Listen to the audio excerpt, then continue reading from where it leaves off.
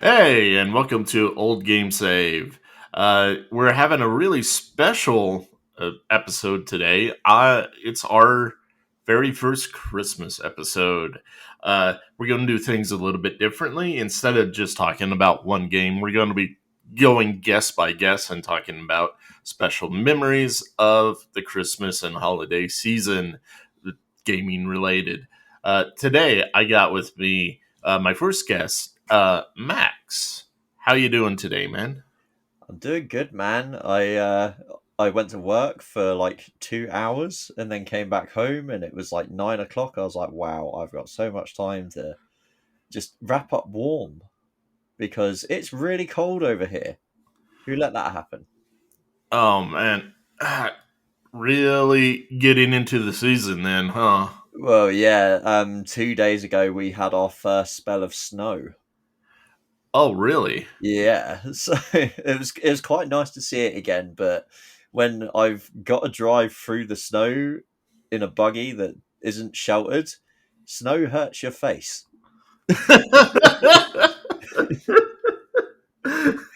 Why do I live in a place where the wind hurts my face? Yeah, but besides that, no, I'm doing well. Just I've I've been jamming on a new game that I'll most likely talk about for December's Mooglecast. But I've been playing a little bit of Octopath Traveler 2. Oh, Yeah, and I'll tell you what, I'm really digging this game, man. It's just a really stunning game. Visually, like the pixel art is incredible, and it's just super charming. I've been wanting to get into the Octopaths. Octopath Zero just came out.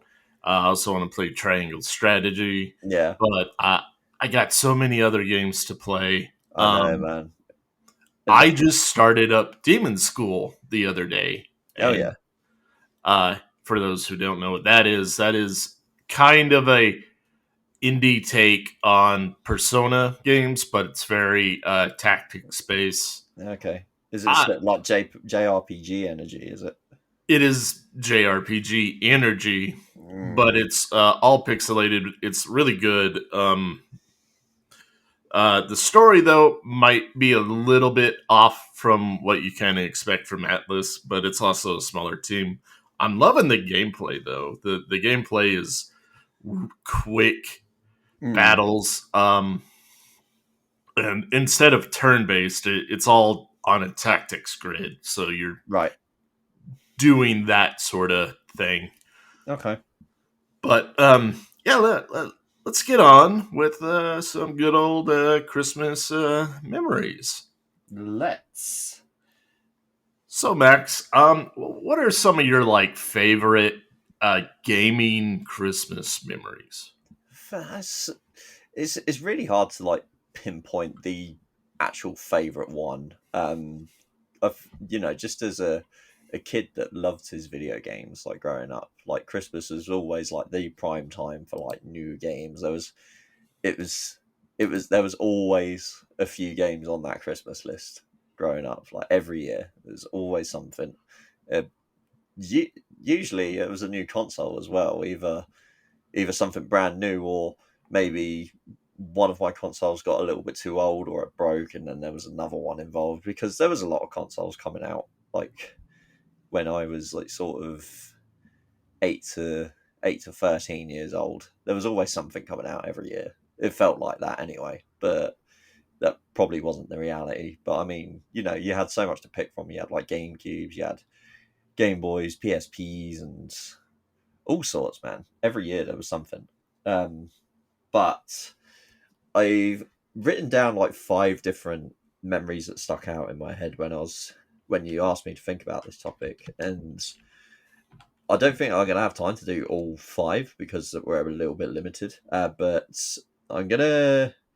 I think this one sticks out the most. So I originally got a PSP on launch, Oh, and really? yeah, this hell a long time ago. Um, but that must have been what 2000s. Is it 2005? 6, 5, or 6? 2005, I want to say.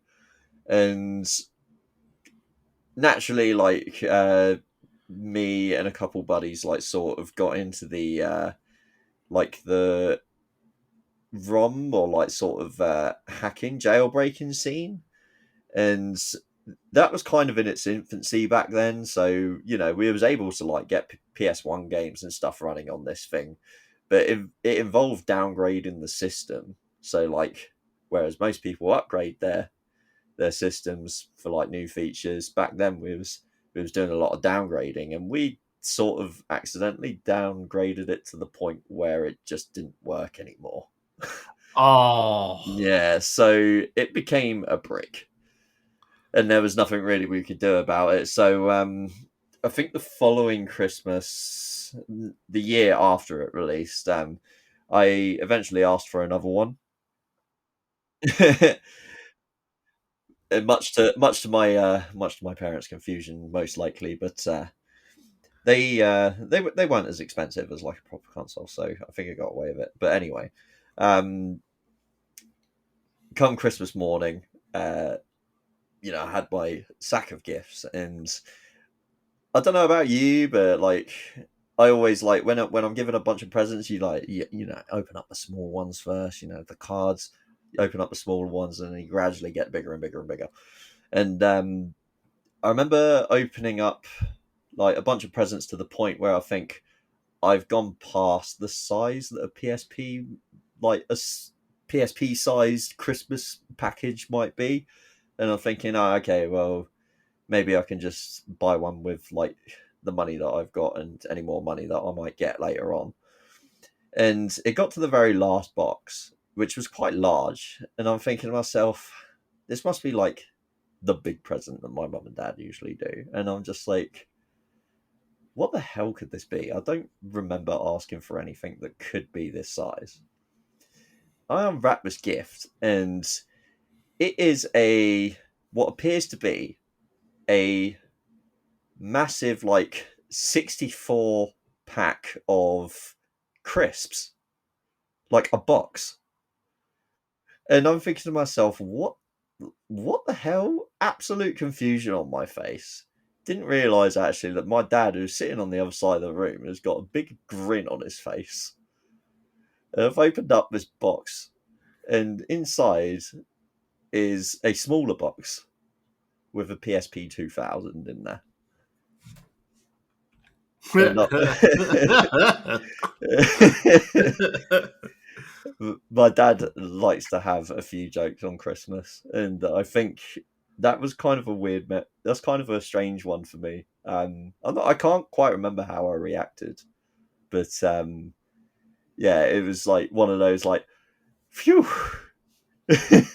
big relief moment. But yeah, that one really stuck out. Yeah, I think that one ended up dying as well. Yeah.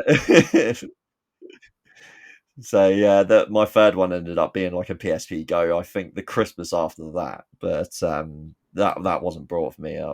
That was like a bit of money that I foolishly actually I got given a new PS3 the following year to replace my 60 gigabyte original one, the one that had the PS2 backwards compat.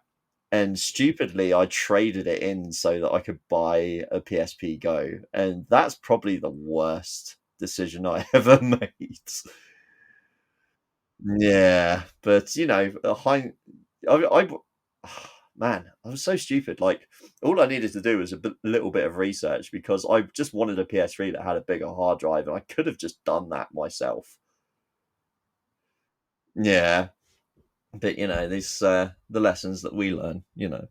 But that's kind of that wasn't really a topic I had planned. That's just sort of a little side tangent. But yeah, The PSP and the crisp box. I would probably say out of the things I've got written down, that's probably contender for number one. Christmas memory. Yeah. My dad also liked to do some prank stuff around uh, presents and everything. Mm-hmm. Um, he kind of undermined me a little bit because everything he thought of, like it didn't quite work on me because I had a really good sense of humor about myself. Okay. Like one year, he tried to hide a rubber snake amongst the boxes, Okay. and I saw that thing immediately, and I just laughed. Yeah. But he got my sister really good. Are you familiar with white elephant gifts over there? No. So basically, it's kind of a weird tradition over here where if you not so much for like a family thing, but more of a friends thing, where like people just either on purpose or just at totally random give someone a gift that is kind of a joke. Mm.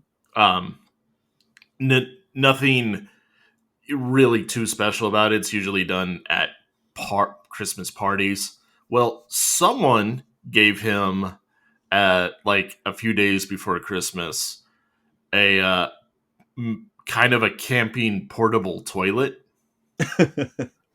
So what he did was he rewrapped it and he put it in under the tree for my youngest sister. Right.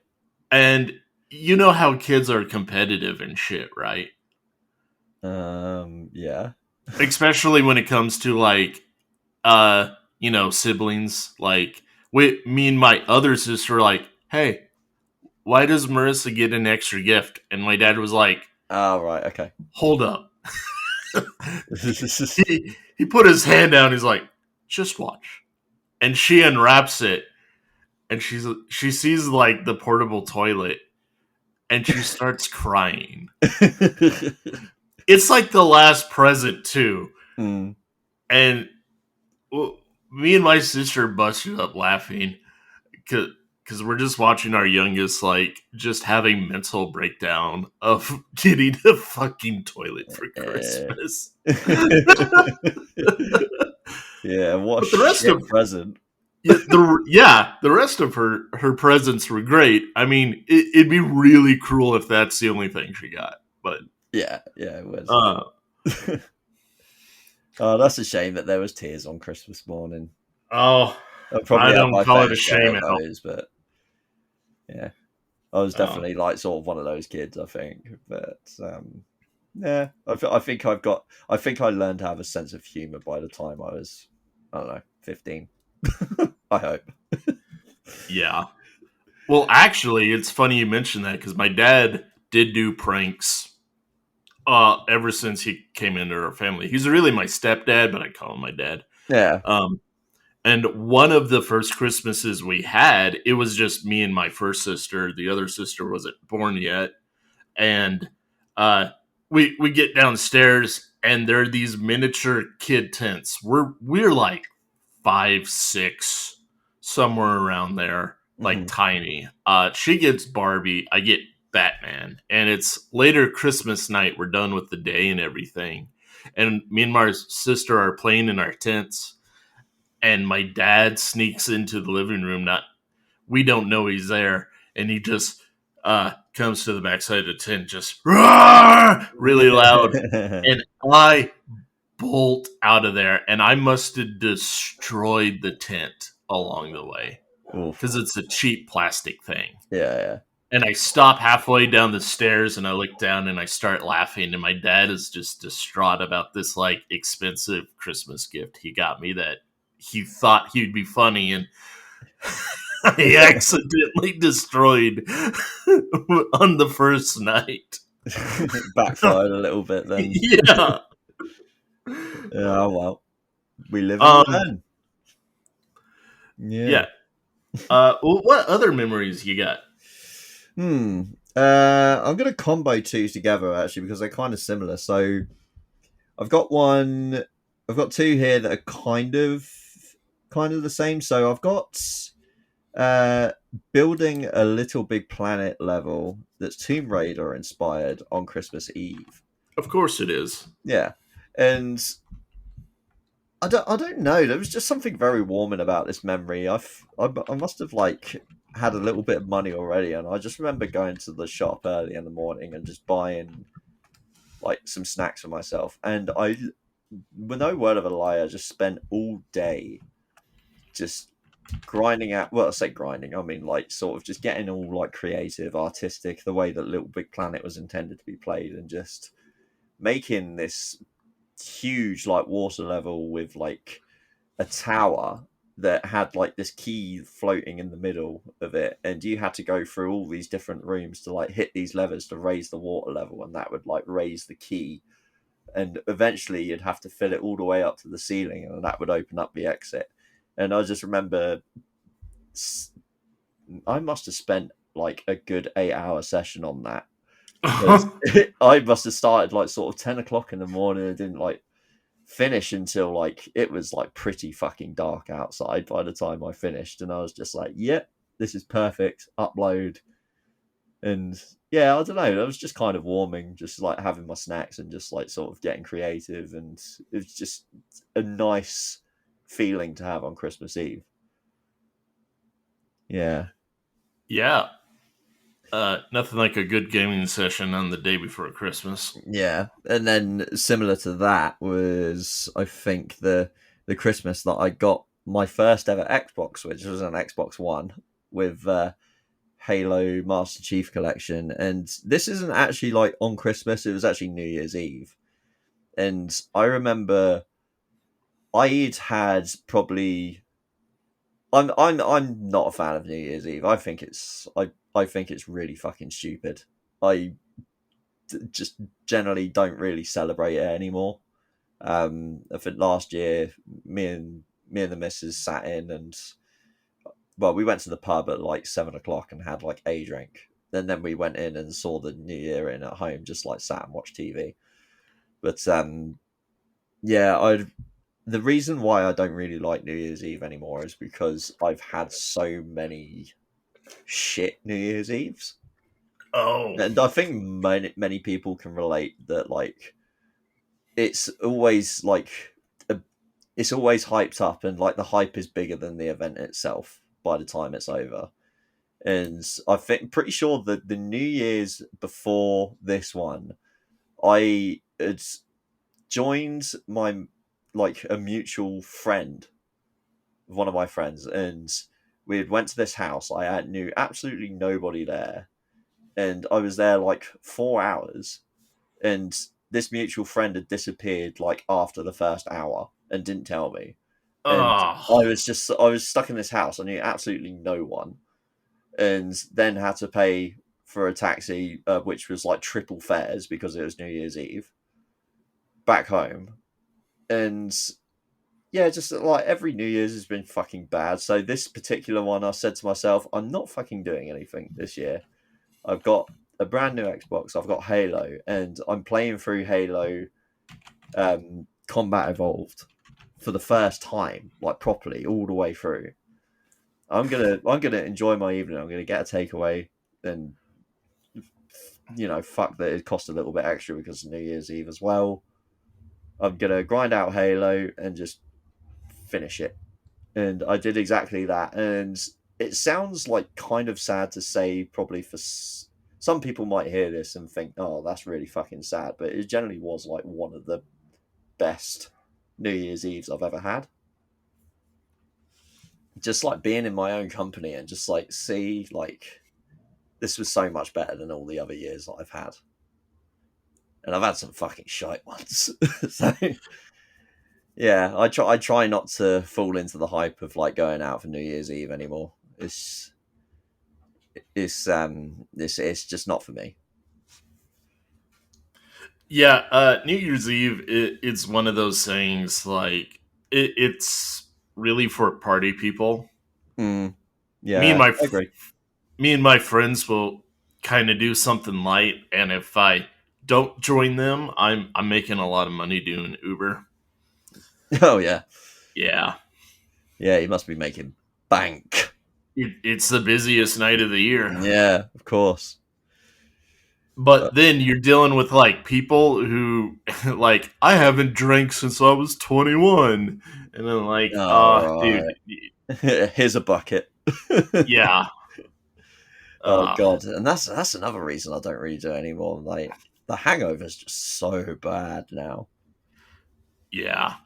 I think the last New Year's that I actually like went a little bit too hard. I woke up one morning and there was just like, thankfully in my own bed, but there was just fucking crisps everywhere, like all over the bed. I was absolutely covered in it, and I was just like, "Oh, my head feels awful." Went downstairs, and my my grandfather was down there, and he was like, "Did you have a good night?" And he goes, and I said, "I need a fry up. I need like bacon sandwich. I need something like that." And he goes, "Oh, I just got just the thing for you. A little bit of toast with some jam on it." And I thought to myself, "You need to shut the fuck up right now." Was he being actually serious or was he pulling your leg? I think he was being serious. It's Oh, like, oh, you never drink, have you, old man? yeah, yeah. He's yeah. He wasn't very helpful that morning, but yeah. Um. Okay, so my last. Let's see here. I'm gonna say it's not like a big one. This is kind of a strange one, but there was one year I think I must have been, let's see, maybe 10 or 11, and I pretty sure I didn't want anything in particular. I definitely wanted some games. I fuck knows what they are. I really can't remember. But I'm guessing this must have been around the time when Nintendo realized that the GameCube was failing and they needed to drop the price pretty low to get rid of them. And maybe I'm assuming that's why my mum and dad brought me one without really checking to see if I wanted it because it was probably really cheap and it was brand new. And I remember opening up this thing and I was just like, I don't remember asking for this, but this is fucking awesome. And then the rest of the presents I was opening afterwards were all like GameCube related. You know, there was the memory card and there was a couple games. I can't actually remember what I got with it. I want to say I got Worms 3D Oh, and nice. I cannot, maybe Sonic Heroes, I think. Didn't actually get like a Mario game or anything like that. And another thing that I got actually was pretty cool was the expansion deck for it, which allowed you to put Game Boy Advance games into it. I had one of those. Yeah, Yeah. so that was pretty awesome. And my dad decided to take us to Toys R Us the next day. I think it was Boxing Day, which is like basically a bank holiday over here. And you know, usually they have like big sales, like the Boxing Day sales are typically like better than deals than Black Friday. So he took us to Toys R Us, and I didn't even realize that like there was a new Zelda game, and it came with like the Ocarina of Time, which I never had. I just knew a friend that had it on the N64, and I was like, "Oh my god! Like this is my opportunity to play this for myself from start to finish." So I was like, "I need to get this," and he was like, "Yeah, okay, that's fine. We'll get that for you." And we also picked up Sonic. Is it Sonic? Adventure 2. Maybe it was either that one or the Mega Collection as well. Oh, okay. Yeah, Yeah. so I remember building up a library for that system pretty sharpish. So yeah, that was kind of cool. Just like a very unexpected gift, but quite a favorite console in hindsight. Actually, I do like that machine.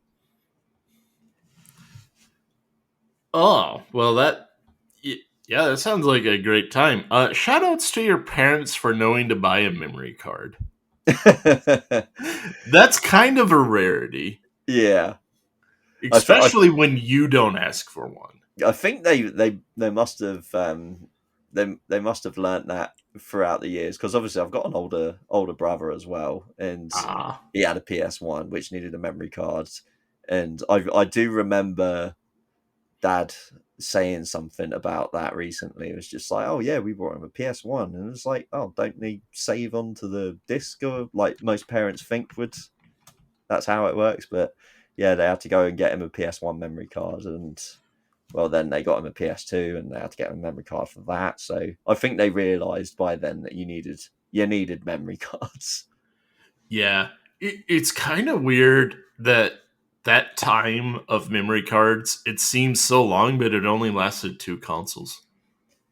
Yeah, two generations. Yeah, because I mean, there were some Sega games. I think Sonic 3 had a really weird way of doing it, where you had to like hold the reset button or something, and you could sometimes save onto it. Most of the times it didn't work. Yeah, but that was on the cartridge. Like, Yeah, getting say specifically a memory card. yeah, but then like the early PS1 games had a lot of like passwords, didn't they? Where you had to like write them Yeah. down. I think that was kind of the goated way of doing it. As long as you were willing to get a pen and paper and actually write it down. Yeah, because like the internet was just starting up, and like people would be like, "Yo, what's just the password to the last level and shit?" Yeah, yeah. Hmm. Yeah, I'm not too sure about that. I felt like we got the internet like really late, so I'm not too sure on that one.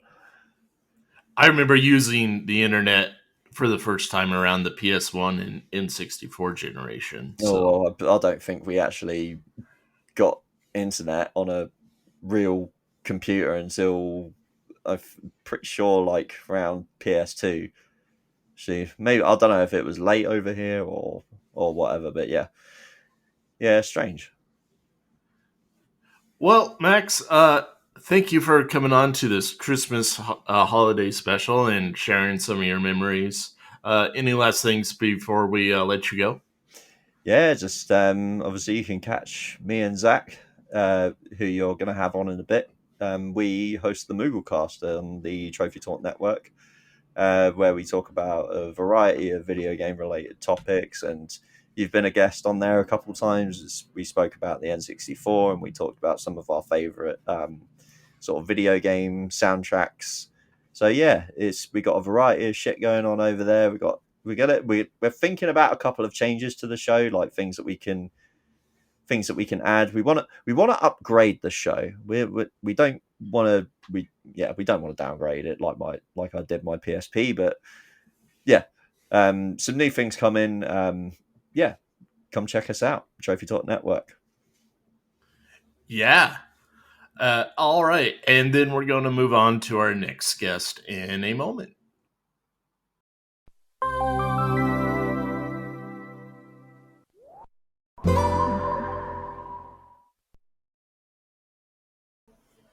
Hey, everyone, and welcome back to Old Game Save. For my second guest, Kevin, why don't you go ahead and introduce yourself again?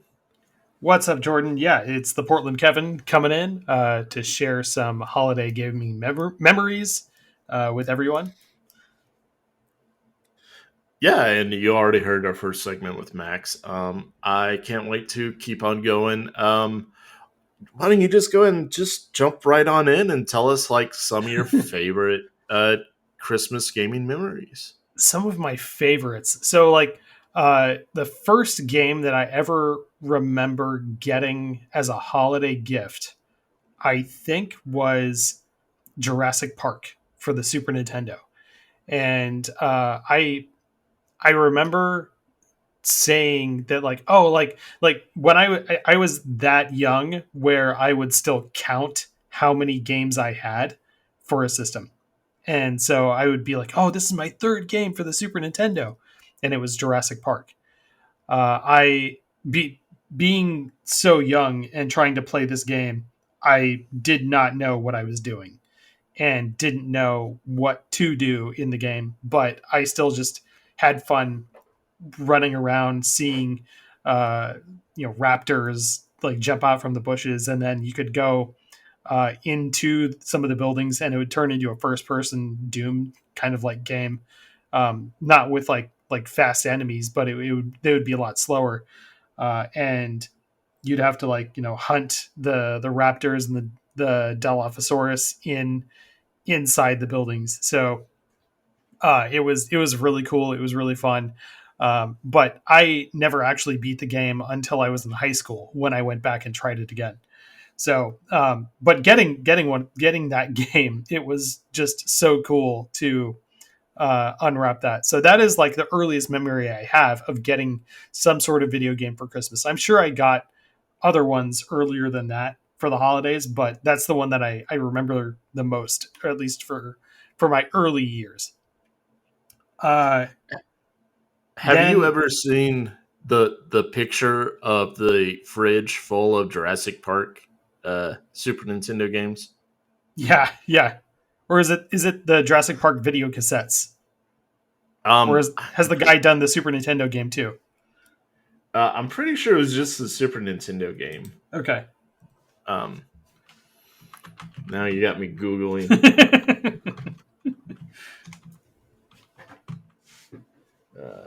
Fridge full of Jurassic Park. Yeah, it's a SNES game, just nothing but the cartridges, and then in the lower box is the complete boxes, and there's a Wow. bottle of rum in there too. Yeah. Okay. Oh Yeah. man, Well, there's still like one more cartridge that I have somewhere here in the house floating around. But yeah, that's one that I remember the earliest. And then other holiday gaming memories, though. I remember when I had the Nintendo 64, and this was like in the first year that I had it. We had, I think, two controllers for the N64, and that was like that I think has like some of the most gaming holiday memories for myself, because that became the party machine. But for the first couple of holidays, it wasn't, because we only had two controllers, and so they were just like now, like they were expensive for the time, and they cost usually almost as much as a game. So uh, like we had, for a long time it was just one controller for the N64. Then suddenly, like one day we got two, and then like that next holiday, I remember getting Diddy Kong Racing and and Star Fox. I also had Star Fox. I got that, but when the holidays came around, my birthday is very close to Thanksgiving, so I got Diddy Kong Racing for my birthday, and I got a Mad Catz steering wheel, and I was so excited about getting that, because then I could play a car game with an actual steering wheel. But I remember plugging that in and playing Diddy Kong Racing with it with like my other siblings, and I was terrible at it because of the steering wheel. Like it was not easy to play with, especially for a kid just learning how to play another game. So uh, like that was a weird present to get, but it was also just like one of those mind blowing moments where, like, now that we have a third controller, we can actually have a third player in the game. And I was just mystified by the idea of that, because like the N64 had four ports, and now we had a third player. And when I had a friend come over every once in a while, he would bring his controller and we could play with four people. But yeah. like Diddy Kong Racing was one of the first that I got to play four players with on the N64. And when we had cousins come over, we would get four people together to play. That was awesome. I remember also when Extreme G came out, and I got that for Christmas. I was really excited for that one. And again, it was another sort of kart racer, but instead of carts, you had bikes and you still had weapons and stuff. But I remember booting out up and playing it that morning, and my mom came into the family room, and she yelled at me to turn the music down, or like turn the TV down, because the music was thumping so hard that she could hear it in the bedroom. And like she was annoyed by it, but like she came in and yelled at me, and I was like, "What? I don't know. Mom, I just got this." So, uh, I just entered in my name, Thrill House. but like, yeah, Extreme G was like a great Christmas present memory that I have. Um, then we'd have family gatherings, and cousins would come, and we'd play together and too. And when we tried to play Star Fox, I remember one holiday. It could have been Christmas, it could have been Easter. I don't know. We only had three controllers at the time, so we plugged in like technically three controllers. We plugged in the two standard N64 controllers, and then the steering wheel for the third controller. And you had to steer the Star Fox R Wing with the steering wheel, and then if you wanted to fly up or down, you had to push buttons on the steering wheel. So it was so awkward. But like at that age, I just kind of made do with whatever the hell I had. And we were like, yeah, this is great because we have three players. Cool. And like, let's keep going. But eventually we did get a fourth controller, and I got one for the N64, but it was like we got a third regular controller and then a fourth controller so we could have four people playing. That fourth controller, of course, was a Mad Catz shitty like controller, but it was like, okay, well, at least we have a fourth one now. But yeah, I eventually I don't know what happened to that steering wheel. It's probably in my parents' attic somewhere. Um, but yeah, that was a fun Christmas. And then like after that, we would have four controllers eventually, because like I made sure that after a couple of years we had four controllers. So when we had cousins in the house for the holidays, we would play GoldenEye and then Perfect Dark after that came out. And my cousins would often refer to it as, we're going to roll four deep. I don't know why he came up with that phrase, but yeah, we're going to roll four deep. And that means we're going to play Perfect Dark, and we are going to fight against dark bots, which are the hardest setting of like the AI difficulty in Perfect Dark. So somehow, like, they were super fast, they were very accurate with their guns, and they did a lot of damage. But we would try and we'd constantly try and like fight against a team of like four bots that were trying to just murder us in like some of those classic maps in Perfect Dark. Favorites were like the complex and facility, which were of course holdovers from GoldenEye, but yeah, those were great memories of us just like hanging out. Every once in a while, when we'd play like a death match, someone would get upset that somebody else was getting killed, or like they were getting killed by somebody, and they'd start like physically hitting somebody else. I have a great memory of like my cousin Steven just getting upset that he would get killed every time. And he was so frustrated with his older brother just being a bully to him that it didn't matter who killed him. He would just turn and punch his older brother in the knee because he was mad. And so it was very funny. Good time. And then of course the GameCube comes out. We move on to Smash Brothers, but every now and then we were like, hey, let's boot up the N64 and roll four deep. Come on, let's do it. Oh, that sounds great. Yeah. There's just something so funny about picturing you with controller controller wheel, because you usually like, oh yeah, what's that for? Like, oh, GT or whatever. You're like, nah, I'm rolling up Diddy Kong in this. Yeah. But like as a kid, like getting the steering wheel is like a dream. And like after you get it, like maybe like the first, I don't know, like the first week or the first month, you're like, this is great. And then after a while, you kind of realize like, oh, it's easier to control the game with an actual controller. And so you kind of let that go. The technology wasn't quite up to par by then. I think you really started to see the steering wheel come in full force in the PS2 era. that's when I saw it to really start to pop up. Like, oh Yeah. yeah, if you want to play like the racing games, this is what you use. But back in the 64 thing area, it was like if it's a peripheral, it was either really specific or really shit. Yeah. Yeah. Yeah. It was fine for what I wanted at that age.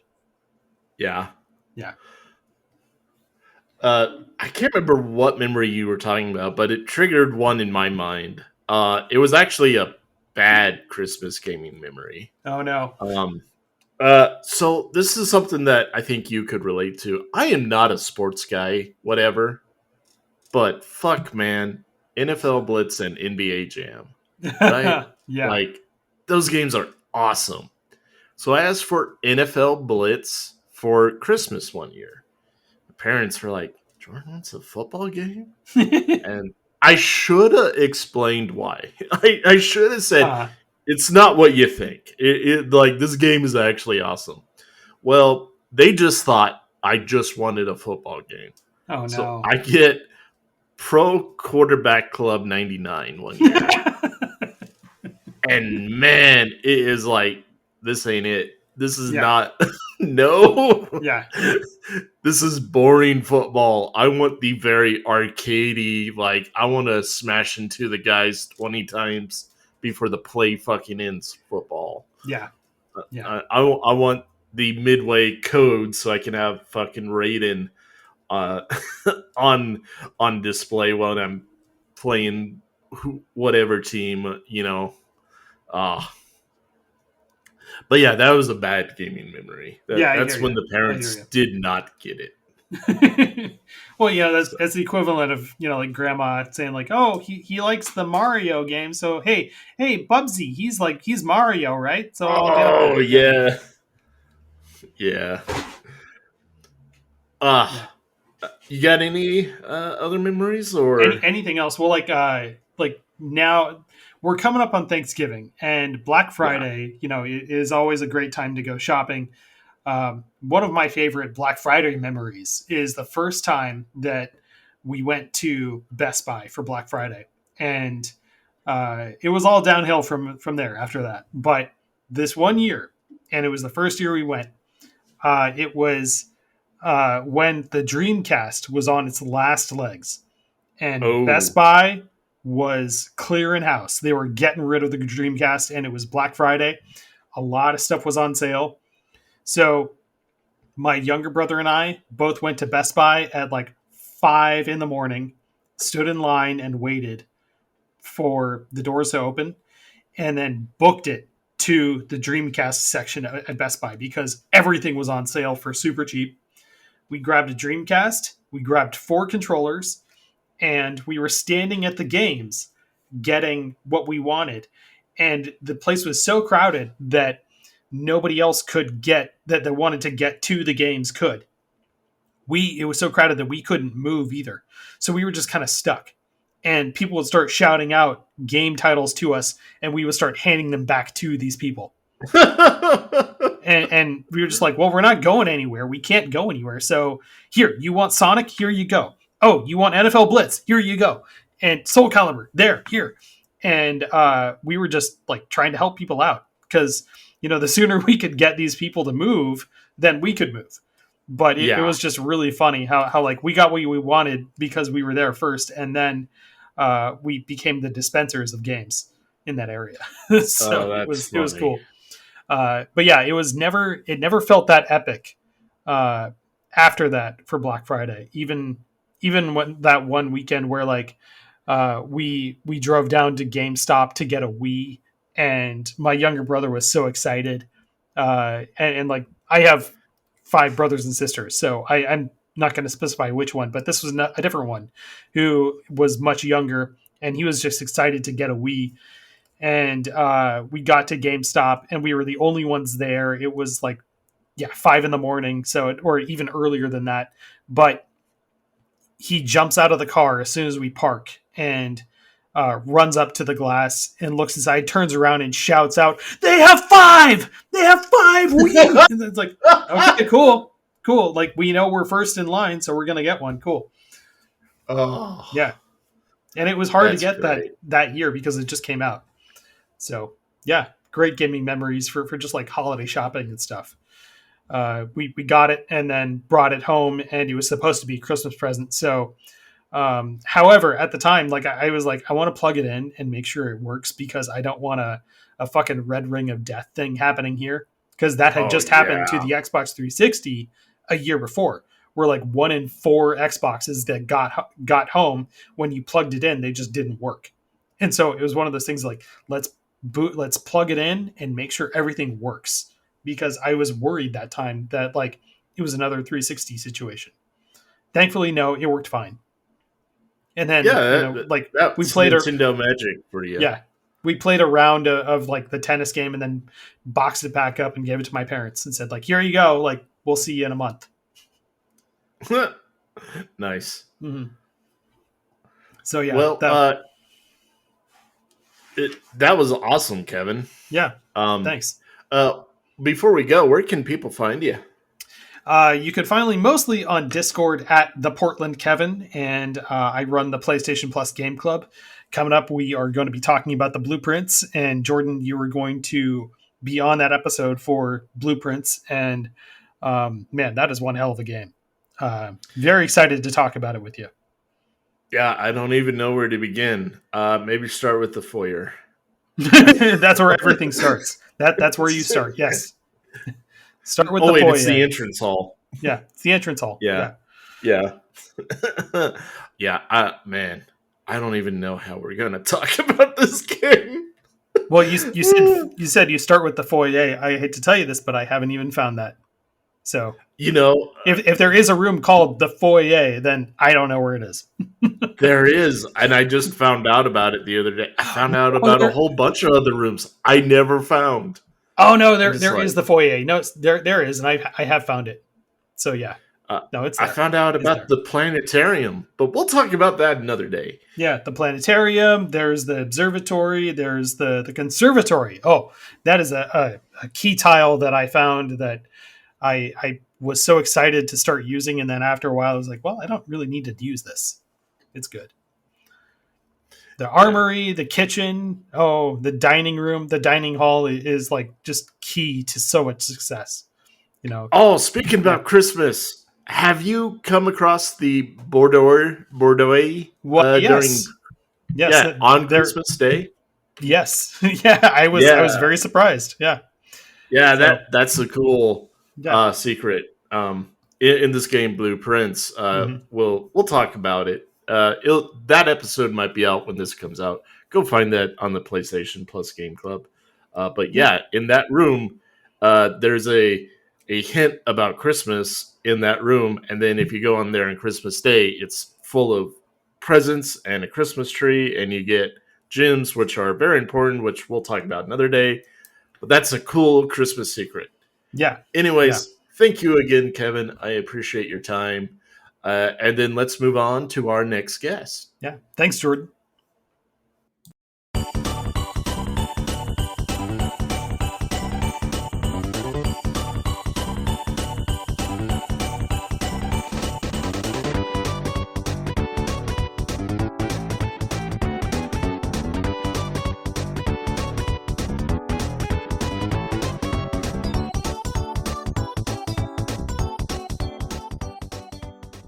Next up, going on with our Christmas special, we got Blaster Goblin again. How you doing, Blaster? Oh, I'm doing great. So we're just now rolling into the holiday season as this recording. It's December 1st. Do you have any interesting like holiday memories that kind of stick out in your mind? Oh yeah, I've got like 3 or 4 of them that I thought mostly good, and then the one bad one in there. All right, let's hear it. Starting off, the first one, like the earliest like gaming Christmas memory I have, I would say is like the thing is 2003, when my family from my grandma got us the PS2 with Sly Cooper. And I like vividly remember it being 2003 because I had to Google and check. that there was a Toonami PlayStation 2 sweepstakes going on. And that's how I knew there was a PlayStation 2 in Sly Cooper. And I was locked in on it for like the entirety of that time and then ended up with it for Christmas, That which sounds, is the PS2. It was the PS2 that was like my entire childhood. yeah. So you're quite a bit younger than me by saying that. Oh man, making me feel old when you're like, oh yeah, PS2 was my first console. Oh, So it wasn't my first console. It was just my first like Christmas console. I Christmas was console. 7 or 8 that year. Okay, so you're not too But far behind me. no, I mean I had a like an N64 and a PS1 growing up, but that was the first like Christmas like we got this gaming console for Christmas. Yeah. Um.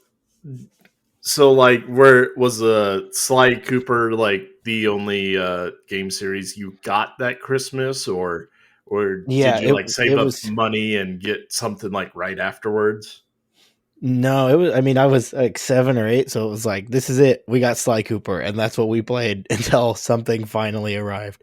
And I couldn't tell you what the second thing was, but Sly Cooper 1, like every inch of that game is just like ingrained in my memory from hours of that being the only game. Yeah. That when you're that young, it usually is you have a game and you're gonna memorize it front and back until you get the next game. It's such a contrast to now where games are like disposable almost at this point where you're like on to the next one. Oh yeah, totally different time. You got any? After Oh, go ahead. Yeah, sorry, I'm jumping ahead of you. After that, I was my first like handheld gaming experience when I got the GBA for Christmas. Like it was either the year after, or the year after the next year, like 2004 or five.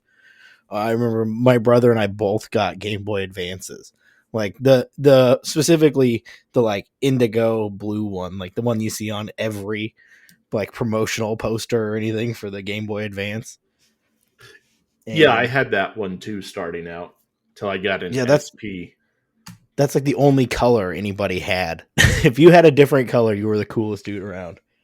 I did see a black floating around out there, and I've seen an orange in collectors markets that looked pretty cool, or at least I think it was orange. I'm pretty sure it was. The only other one that I saw like regularly was like the teal see-through one. Other than that, it was indigo all the way. Yeah. So, But I what games did you get with the Game Boy Advance? yeah, so like my brother and I both got one, so we both got 2 games each, and he got the arguably way better selection of games because he got Pro Skater 4 and Pokemon Ruby, if I remember right. I'm pulling on real memories here, over 2 decades. And I got the Jackie Chan Adventures tie-in game and a Dragon Ball Z fighting game that I believe was called Taketsu, I think. I'm not really an anime guy outside of like Dragon Ball Z when I was a kid. So that there's so many of those for me to place exactly which one it was, but I'm pretty sure it was Taketsu. Taketsu. I It remember was like a Tenkai 2D. Ichi. It was I think it was Taketsu, and it was like a 2D fighter that you had like 4 or 5 characters. And it kind of like the player models kind of had the fake 3D look that a Game Boy Advance could do. Oh, yeah, you are right. It's called Is that Taketsu. it? Okay. Yeah. Yeah. I never heard of this one before. It's such an oddball game from my past. Everybody's got a few of them, and that's one of mine. Yeah. Um, so you clearly didn't have like any income back then, so like no saving up holiday money or Christmas money for other game selections, or I kind mean, of kind of not weird that you had a brother, you both had Game Boy Advances, but only one of you got Pokemon. I know, what a ripoff, because I just had to wait until probably the next year I got Emerald, and I still have that same Emerald cartridge to this day.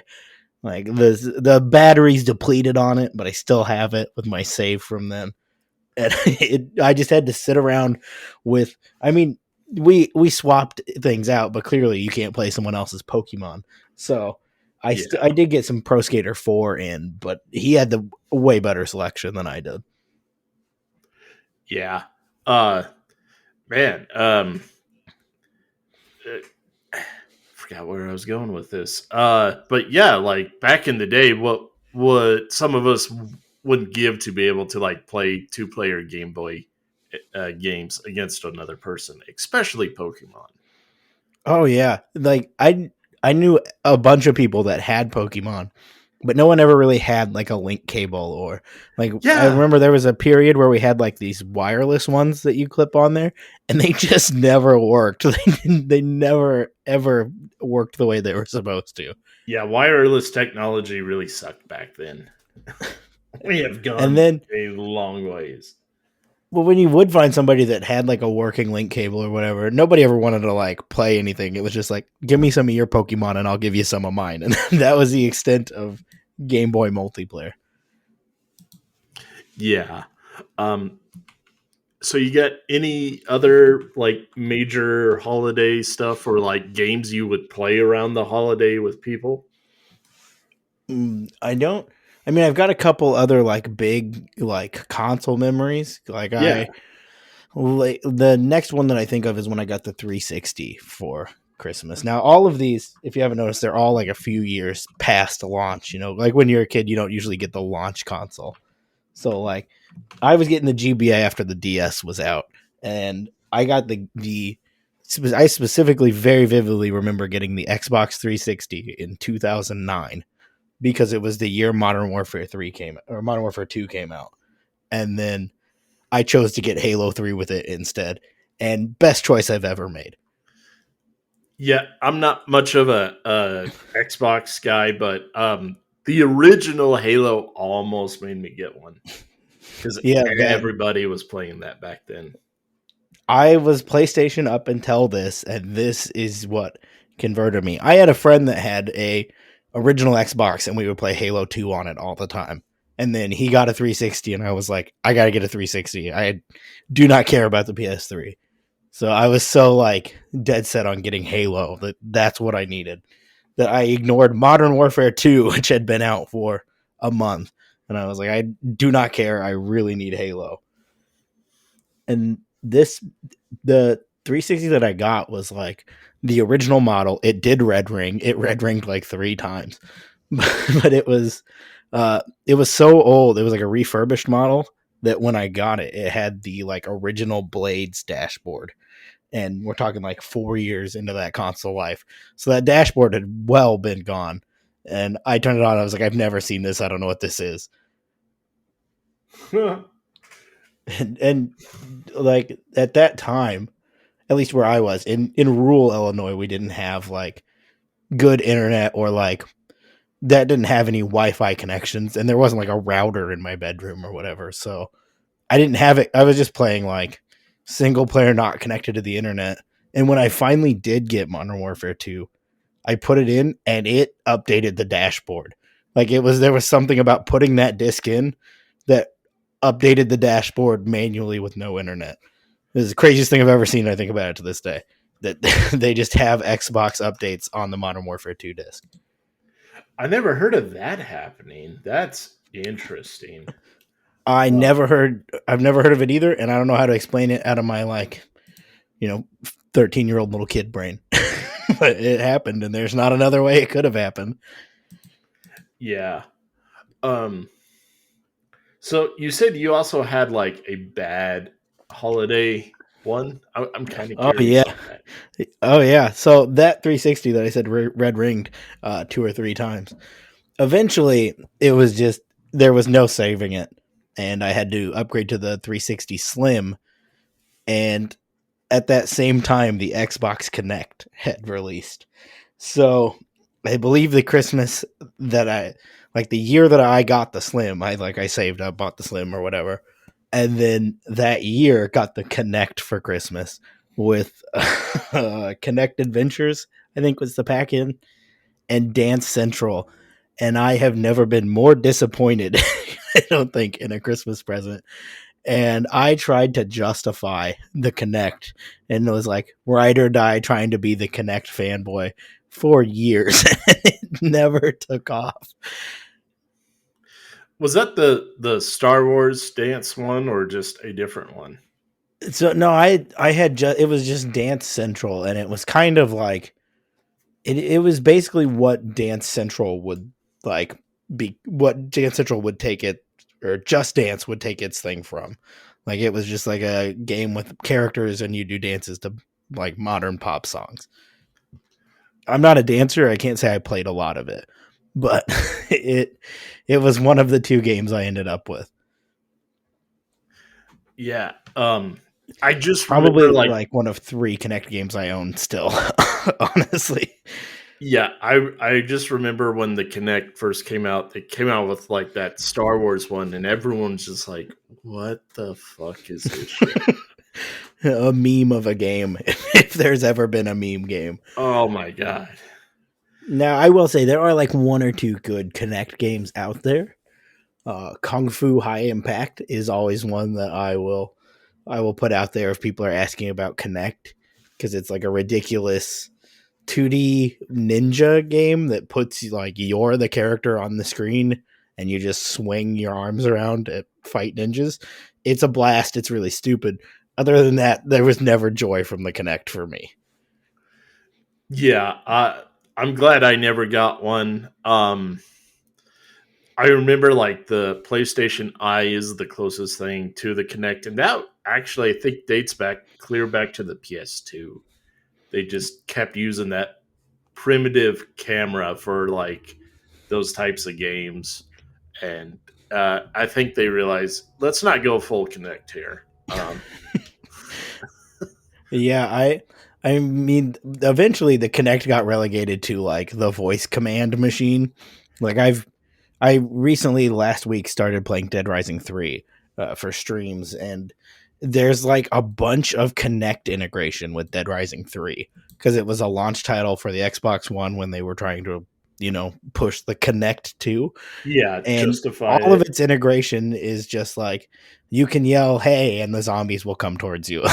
That's the peak of what it does. It doesn't do anything else. You can't move around or anything. It just wants you to talk to it. Oh man, I'm really hoping those days never really come back. If they do, I'll try to justify it again. I mean, we can't even get VR off the ground. It seems like so. Is this where I admit I was also pretty ride or die for VR at the beginning, and it didn't work out either. I got to stop trying to support new ideas. Well, you got any other last holiday memories before we go ahead and let you go? I don't think so. I mean, outside of like you get that great game for Christmas that I can't pull any of the memories out of at this point, but you get that. I mean, of course, like Halo 3, I remember getting that for Christmas and booting it up and then just spending all night just ignoring anything I was supposed to be doing or any other holiday activities and just pouring hours into that game until like 2 or 3 in the morning. Yeah, that sounds like a great time. Oh man. Well, we're gonna head off for now. Blaster, where can everyone find you? Oh, you can find me everywhere at Blaster Goblin. I mean, I'm on everything. And if you really want to find everything, blastergoblin.com. That'll get you right there. I didn't even know you had your own website. That's pretty It's hardcore a and old school. hodgepodge of stuff. You can find everything I do there. It's just a place where I throw things. All right. Well, let's move on to our next guest.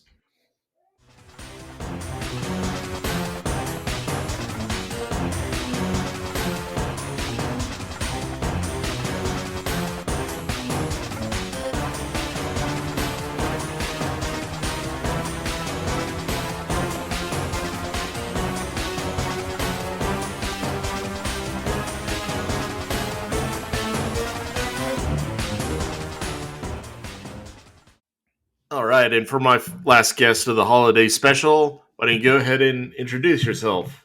What's going on, everybody? Collin Colhoven here from the Trophy Talk Network, Trophy Talk Podcast, and Surviving the Horror. Happy to be back. Yeah, let's just get right into it. What are some of your favorite Christmas gaming memories?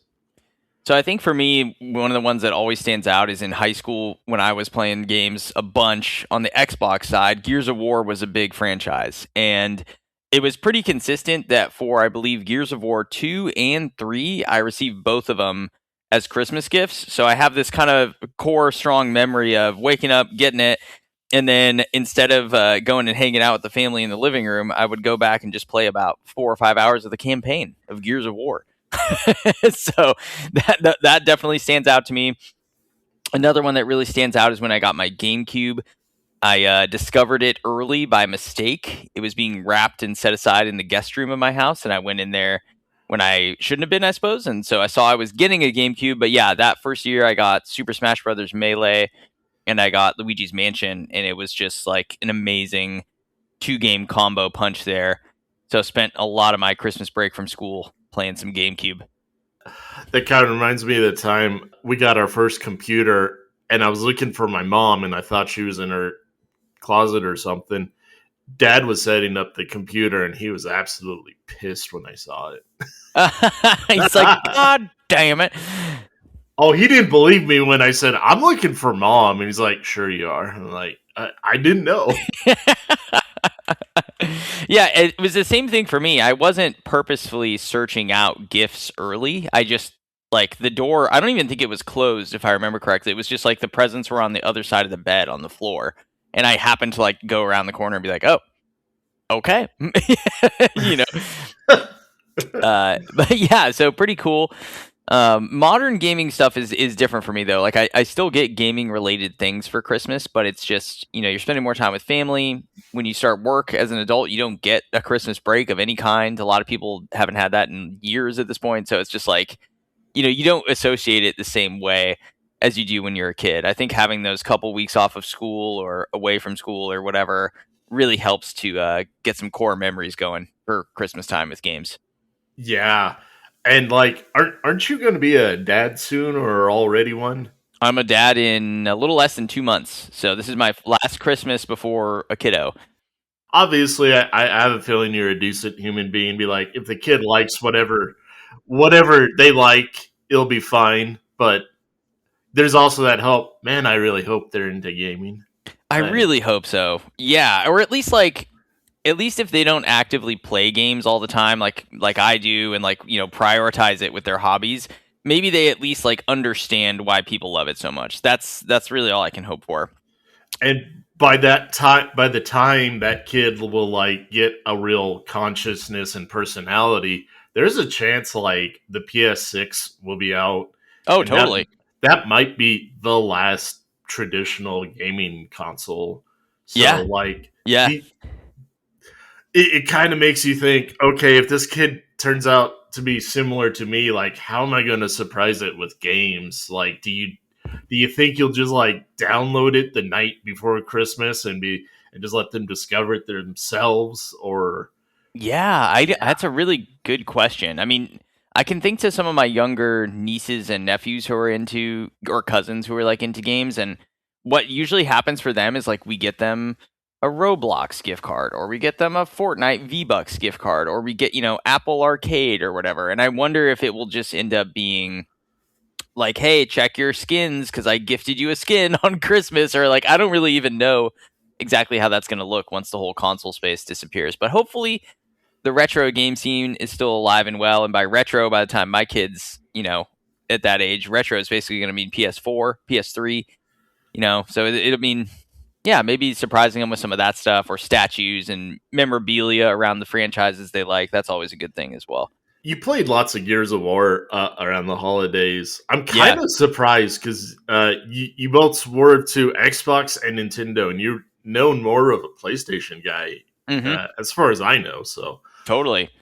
Yeah, I didn't get a PlayStation 4 until 2016, I think. I had an Xbox One at first when the generation started. And so, again, at that point, I'm out of college. I have a job, so most of the things I'm just buying for myself throughout the year as I need them. So Christmas, yeah, just became, it's like you're getting slippers from your family, or you're getting, clothing, or you're getting like I don't know, more Lego sets or like physical objects rather than games. Usually nowadays, I get video games for my birthday. So like this year, I got Ghost of Yotei and Death Stranding 2 as birthday presents, which is pretty sweet. My birthday's like literally 4 days before Christmas. Oh So, no. oh yeah, every once in a while I would get like a game for a console I don't have yet, and I'm like, gee, I wonder what I'm getting for Christmas. Wonder what's coming up here. Yeah, totally. Yeah, I'm- that happened with Metroid Prime when the GameCube was new. Oh, that's awesome, though. Man, speaking of that, like Metroid Prime 4 was one I was considering asking for Christmas, but I was very hesitant because I don't know how it runs on the original Switch, and I don't have a Switch 2. And I was like, if I get this game and then it runs like crap on the OG Switch, I'm going to be upset. I'm so glad I got a Switch too. I'm going to get that game later. I'm Hell climbing out of the financial hole right now. Oh my god. I got hit with earlier this month, like so first of the month, a lot of bills are due. I get hit Costco membership, yearly Nintendo Switch Online, and I stupidly went for the giant sale on PlayStation Plus subscription. Oh, yeah, for sure. And I forgot, like, oh, I got a bunch of other extra bills due this fucking month. So I did, yeah. It's just, I know how I go. I mean, because, yeah, as you get older, like, your Christmases become more expensive, and it's like the holiday time frame in general is expensive with travel or whatever, or even just extra groceries for things like Thanksgiving. And then you get into Christmas, and it's like, by the time I get to the new year, I'm like, man, I got a couple credit card bills. Like, there's always like this, you don't save a lot during the end of the year, so I'll put it that way. Yeah. Oh, man. Everyone's broke, and I think this year everyone's feeling it for sure. Yeah, absolutely. I made that kind of rule with my wife because we were just getting a bunch of stuff for the baby where I was like, let's just get like 2 things for each other for Christmas this year, and we'll keep it like $50 or less per item. So we're just going to keep it low key. I'd rather put the money towards the stroller that we got or the car seat or whatever it is.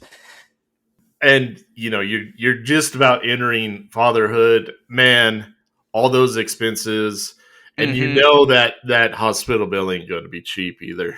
Exactly. It's the hospital stuff. It's then, after we get through our parental leave, then it becomes the weekly daycare fee.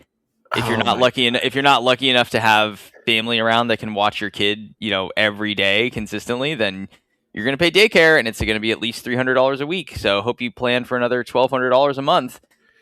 Yeah, some daycare is so expensive. I literally go, wouldn't it be just cheaper not to have a job? Like, it actually would, depending on how much they're charging you. Yeah, we had to do that calculation of like, is it worth it for one of us to just not work to save on the daycare? But unfortunately, or fortunately, I guess we're in a situation where it's like we still are going to net gain if we keep working for both of us. So we're just going to do it, and it's just going to be an extra expense. But yeah, it'll be interesting.